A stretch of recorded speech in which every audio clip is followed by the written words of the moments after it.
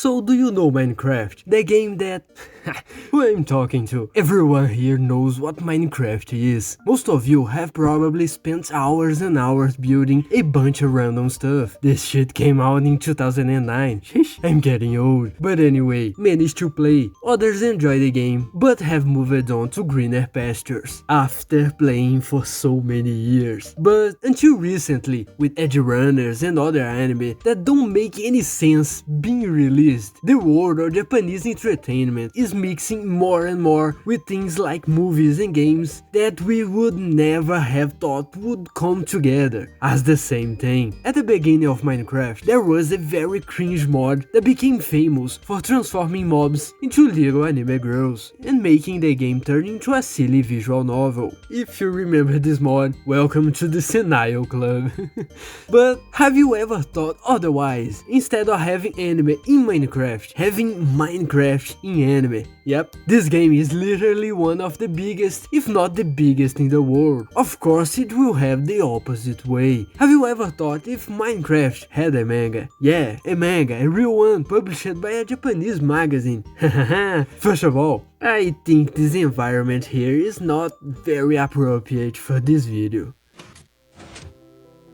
In a game where you make your own fun, several people make their own story to help them build and elevate what they do to an even higher level. An underground library becomes much cooler when you think that it was a place where an ancient race built to study about the secrets of the world through magic, but that one day was invaded by terrible monsters from the depths. Everything with the story becomes more interesting, right? Now I just have to find something here that someone told me some time ago. Here, a little while ago, I received a recommendation like this. A Minecraft manga. There's no way, right? Can you imagine? Of course it's not true. It's true. Q-Bart, it's not a parody. It's for real. It's a mix of Sword Art Online and Minecraft. Did anyone ask for this? A Minecraft isekai? Who materialized this in the world? Tomomi Usui, an author who has a very beautiful drawing, who has published other mangas before as an artist. But Q-Bart was the first work that he did completely, both the story and the art. And it was published in the Comic Bunch magazine in Japan. Have you ever heard of Butun? Yeah, it's the same magazine. Q-Bart has the same premise as Sword Art Online. A new VR game is launched, everyone goes to test it and boom, they get stuck inside the game. It's an interesting premise, but due to the popularity of SAO, it's already too common due to the uncontrollable and countless replicas of disgusting isekai that have spawned since then. Just seeing mention of the cell phone isekai makes me want to explode.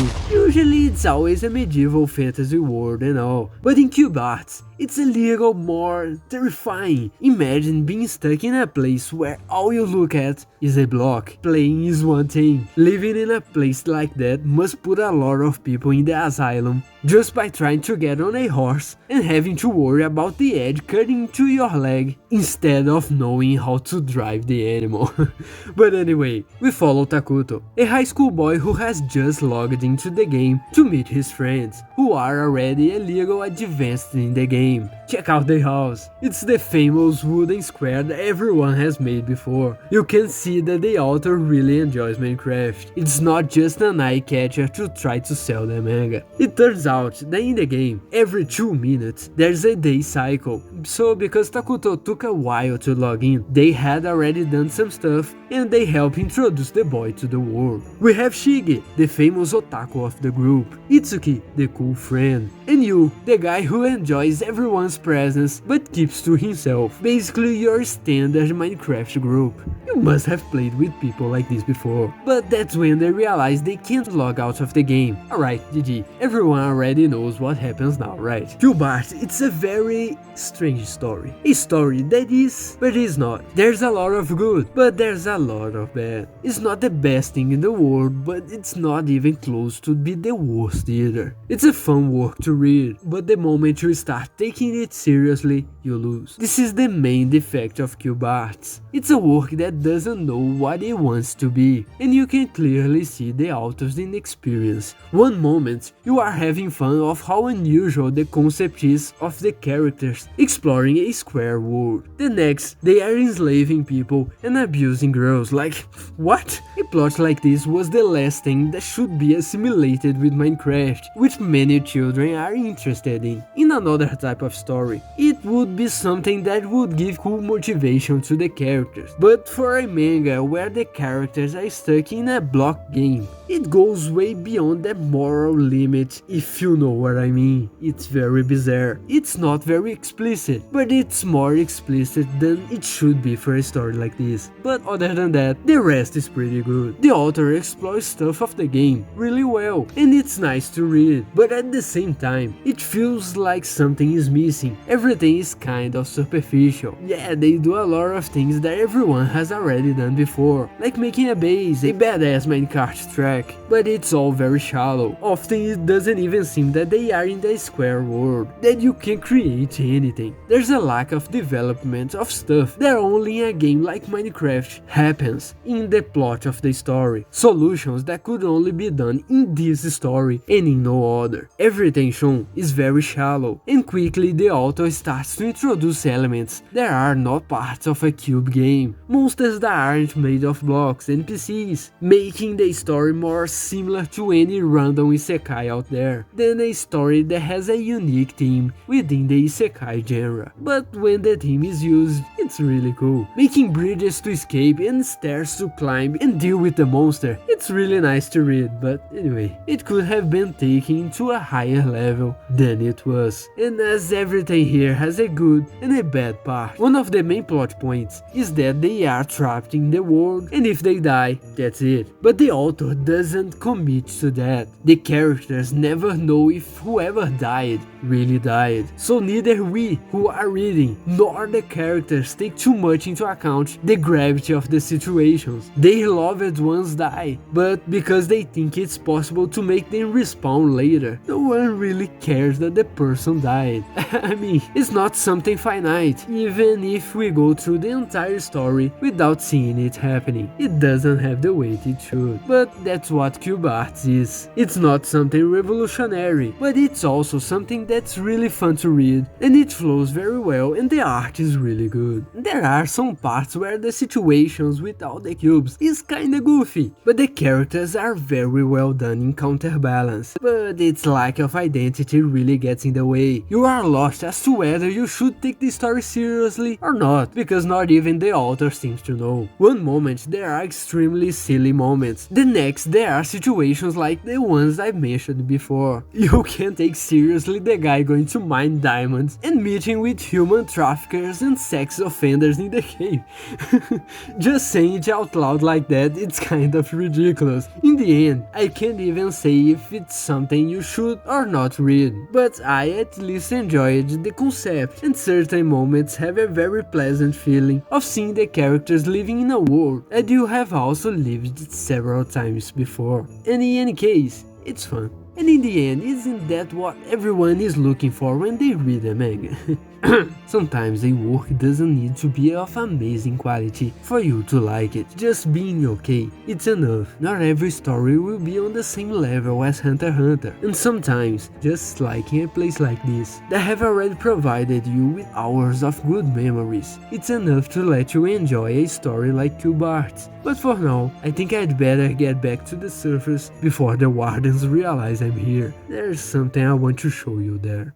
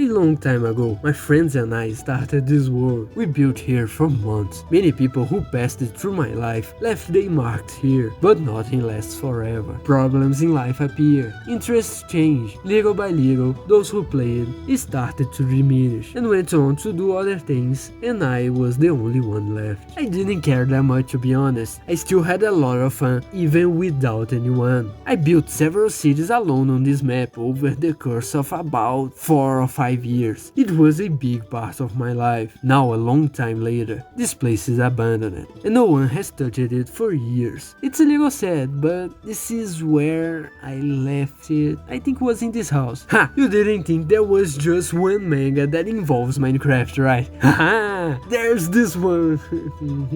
This atrocity is real and was published in the same magazine as Pokemon, but that's not enough money you can give me to talk about it. So right, I don't know, maybe very young children will like it, but if you are that young, there's something much better to read than this, right? Anyway, we have one more manga that involves Minecraft. I remember leaving it in one of these houses. I think it was around here. No. I already know where it is. Exactly.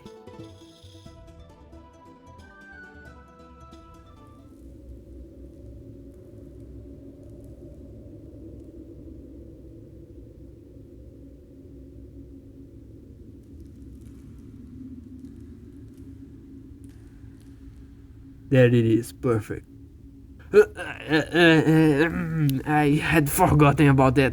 So yeah, this manga it's another isekai, and this one doesn't even try to hide that it is isekai trash. But because it's like that, the author is quite aware of what story he's creating, and the main character knows exactly what the situation he finds himself in means. This story is Yamato Yuko Isekai Survival. Here we follow the adventure of Kosuke Shibata. He can do everything that happened in Cube Arts. But here, Kosuke is the only one who knows he's in a game. And also the world is in all square. It's more of a fantasy world, which makes the story a little more cliché. But here there's another thing that makes the story appealing. He pops out of nowhere in the different world. He doesn't know what's going on, but he has to survive. The guy has to find a safe place, get wood, rocks, hunt, and so on. At first, it starts like a normal survival, but when he discovers he's in a game, it becomes a survival like Minecraft. Press X button and the character does X action. It has inventory, crafting, everything in a little menu in front of him. It's kinda potato-y, yeah, but it's kind of expected in something that takes reference from mine, and is on top of that a random isekai number 9001. Anyway, during one of the nights, he's suddenly woken up by a girl, who at first is hostile, but then as he tries to explain the situation to her, she becomes calmer. It turns out that she's an elf, and according to her, a quite famous one for protecting the forest, and she offers him to go with her to her house. But there's a problem. When they arrive at the city, everyone is extremely hostile towards the guy. Fantasy races who have immense anger against humans, because it seems that humans make a bunch of bad stuff in the world. And so for that human from another world to survive, the only option is to be a slave to the elf.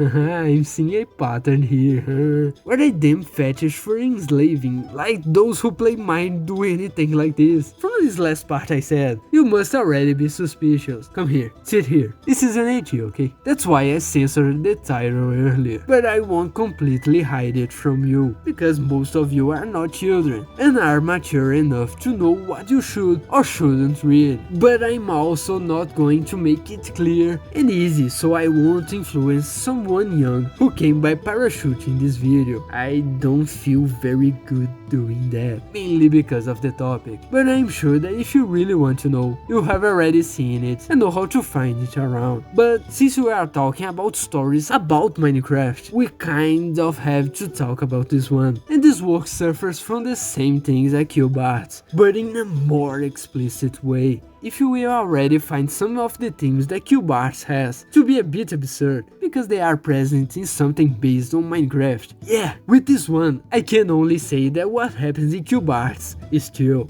Have I read everything that was released in this work? Yeah. Will I recommend it to you openly? No, because what I saw cannot be unseen. Like, it's a story that isn't revolutionary either, but it flows nicely and is fun to read. Here, even though the world is not square, the author abuses the idea of Minecraft in real life in a better way, showing how ridiculous it is and having fun with it all the same. The guy transforms a tree into perfect wooden planks in seconds. Everyone thinks it's absurd, but for the most part, for the main character, it's something normal, and that's where the fun is. But in the same way that Cubars doesn't really know what it wants to be, the quality of the story is higher and intentional, but you have the same kind of problem. At one point, you are seeing an interesting story about how the guy is going to survive in a different world using blocks and all, and the other, it's PP go up and Mellow go boing out of nowhere. So, right, part of the story about the Square game, amazing. Part of it, I don't like it much, but I don't see a problem either. But these two things being the same story is very weird. At the end of the day, there's no telling who exactly should read this. Is it enjoyable? Yeah, it's just that it's a fucking ecchi in something based on a children's game. It's minimally awkward. So that's it. Wait a minute.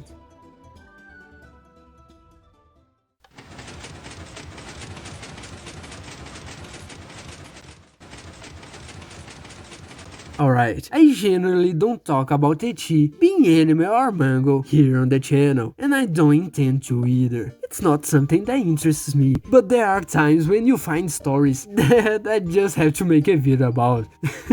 These are all the manga stories about Minecraft that I know of. It's actually surprising that they exist. They don't follow the game one by one in any way. They have lots of creative freedom, because after all, if it's not something that officially came out under Mojang's umbrella, like this thing, it's a lawsuit waiting to happen. But in any case, it is more than evident that the authors were having a lot of fun while telling these stories, and anyone who reads and knows about those feelings of playing the game also has a lot of fun reading, and that's great. But it's still illegal immoral to make a hentai linked to something for children, and maybe me making a video like this isn't much better either. Yeah, sorry if I showed you something traumatizing for you to remember along with this guy when you think about Minecraft.